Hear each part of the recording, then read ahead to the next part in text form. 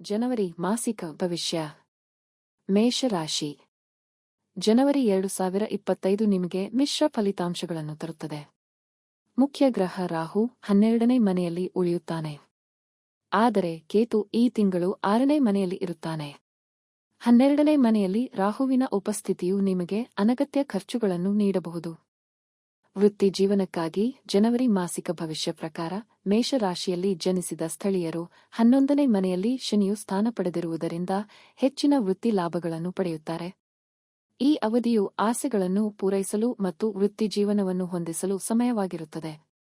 ಶನಿಯು ನಿಮಗೆ 11ನೇ ಮನೆಯಲ್ಲಿರುತ್ತಾನೆ, ಇದು ನಿಮ್ಮ ವೃತ್ತಿ ಜೀವನಕ್ಕೆ ಲಾಭದಾಯಕವಾಗಿರುತ್ತದೆ. ಈ ಕಾರಣದಿಂದಾಗಿ ನೀವು ಅಂತಿಮವಾಗಿ ನಿಮ್ಮ ವೃತ್ತಿ ಜೀವನದಲ್ಲಿ ಯಶಸ್ವಿಯಾಗುತ್ತೀರಿ.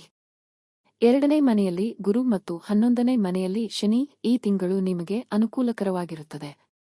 ಈ ತಿಂಗಳು 12ನೇ ಮನೆಯಲ್ಲಿ ರಾಹುವಿನ ಸ್ಥಾನವು ಗೊಂದಲಗಳನ್ನು ಉಂಟುಮಾಡಬಹುದು ಮತ್ತು 6ನೇ ಮನೆಯಲ್ಲಿ ಕೇತು ನಿಮ್ಮ ಕುಟುಂಬ ಸದಸ್ಯರೊಂದಿಗೆ ಮತ್ತು ನಿಮ್ಮ ಕುಟುಂಬದಲ್ಲಿ ಅಹಂಕಾರಕ್ಕೆ ಸಂಬಂಧಿಸಿದ ಸಮಸ್ಯೆಗಳನ್ನು ಉಂಟುಮಾಡಬಹುದು.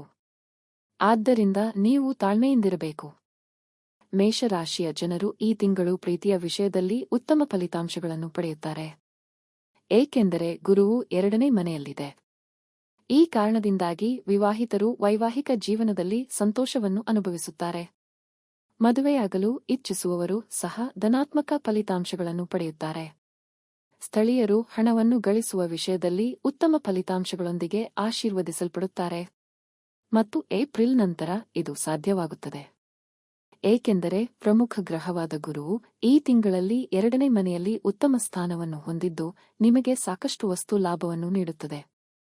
ಜನವರಿ ಮಾಸಿಕ ಭವಿಷ್ಯ 2025 ಪ್ರಕಾರ ರಾಶಿಯ ಅಧಿಪತಿ ಮಂಗಳನು ಜನವರಿ 21, 2025 ರಿಂದ ಉತ್ತಮ ಸ್ಥಾನದಲ್ಲಿರುತ್ತಾನೆ ಮತ್ತು ಈ ಕಾರಣದಿಂದಾಗಿ ನೀವು ದೊಡ್ಡ ಆರೋಗ್ಯ ಸಮಸ್ಯೆಗಳನ್ನು ಎದುರಿಸುವುದಿಲ್ಲ. ಆದಾಗ್ಯೂ ಈ ತಿಂಗಳಲ್ಲಿ 12ನೇ ಮನೆಯಲ್ಲಿ ರಾಹುವಿನ ಸ್ಥಾನವು ನಿಮ್ಮನ್ನು ನಿದ್ರೆ ಮತ್ತು ಜೀರ್ಣಕ್ರಿಯೆಗೆ ಸಂಬಂಧಿಸಿದ ಸಮಸ್ಯೆಗಳನ್ನು ಎದುರಿಸುವಂತೆ ಮಾಡುತ್ತದೆ.